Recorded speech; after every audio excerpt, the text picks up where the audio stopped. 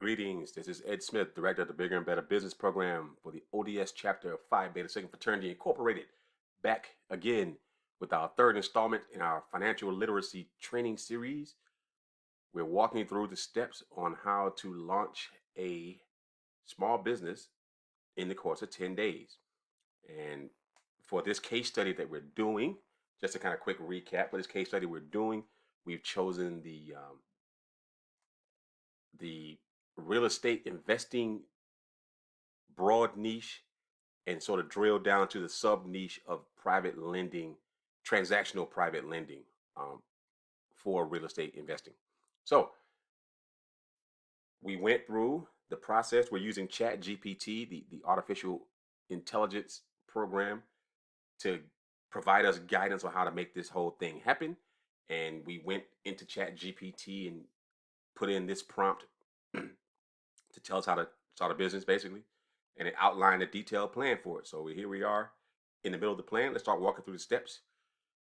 It's a 10-day launch plan for our real estate investing private lending business. The first step, day one, it says develop a business plan. And as you can see here, there's information about what the business plan is all about. It defines your mission statement, target market, all that fun stuff, your market research, and your financial plan. A business plan is typically for if you're going the traditional route, the traditional funding route, if you need a commercial lender to loan you some money to get started with the business or to get things moving with the business to expand. We're not going that route. Our angle in this whole process, carving our little piece of the pie out of this bigger pie, is to focus on creative financing methods. So that's the direction we're heading with our case study. So we don't necessarily need a formal business plan per se, but we still need to keep some of these things, in mind. You want to have what your target market is going to be, your marketing strategies and financial projections, all detailed. You want to have that laid out somewhere. We just don't need to put it in the form of a official financial business plan, because we're not going to use this business plan to try to get investments. We're going a whole different route with that. So this is kind of a little bit NA for us for what we're doing. So we're going to skip to the next part to where it talks about registering your business and creating a website. Okay, so here it says day 2, register your business.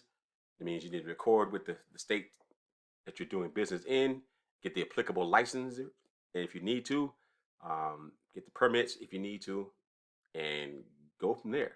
Okay, so essentially our business is going to be run primarily online. So there's really no formal building that we're going to have for the business. All right. However, if you're going to do deals in other states, you need to have your business established so that you can conduct business in those states. There's multiple ways you can go about it. You can form an LLC in each state with each state secretary, or you can form what's called a what do they call it? A alien entity in the state to do business, basically.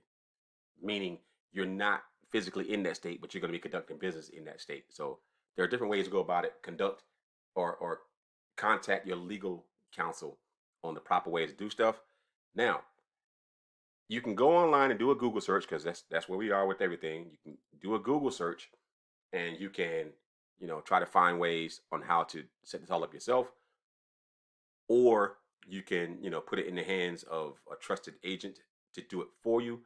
I prefer the second route because I want everything done properly, and I don't want to just rely on my own, homework, my own research to come up with the ways to form the business structure properly.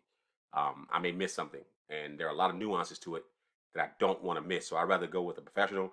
Here's a great company online. It's called inkfile.com that you can go to, and they can set up, everything you need for your business. Now, I'm not affiliated with Inkfile at all. It's just one company that I've used before on some other stuff, and they do pretty good work when it comes to getting everything set up for you. So that's why I opted to go with this website for this particular case study.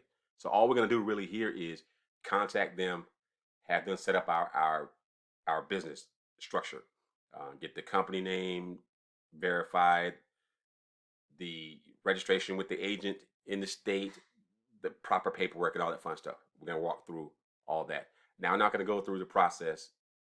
I'm not going to make you sit here and watch me go through this process, but just understand you have to go through these hoops, okay? So that's what this training is all about, just telling you what you have to go through.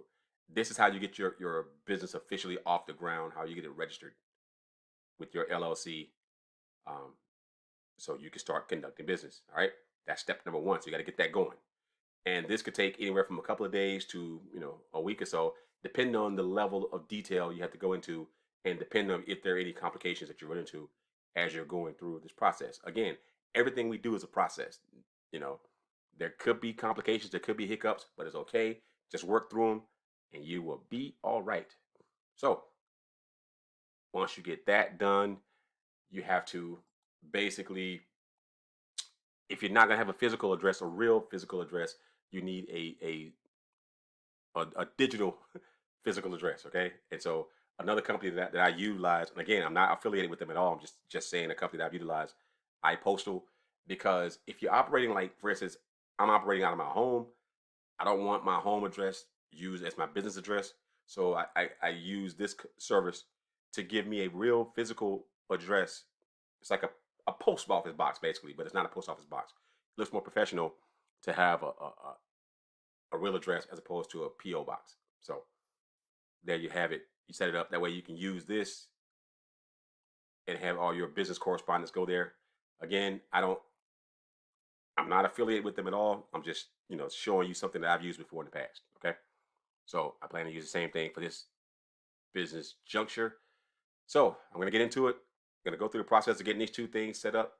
I'm not going to, again, bore you with the details of watching me go through it step by step, but you get the idea. You come here, you sign up, and you go through the process. Again, it's a process.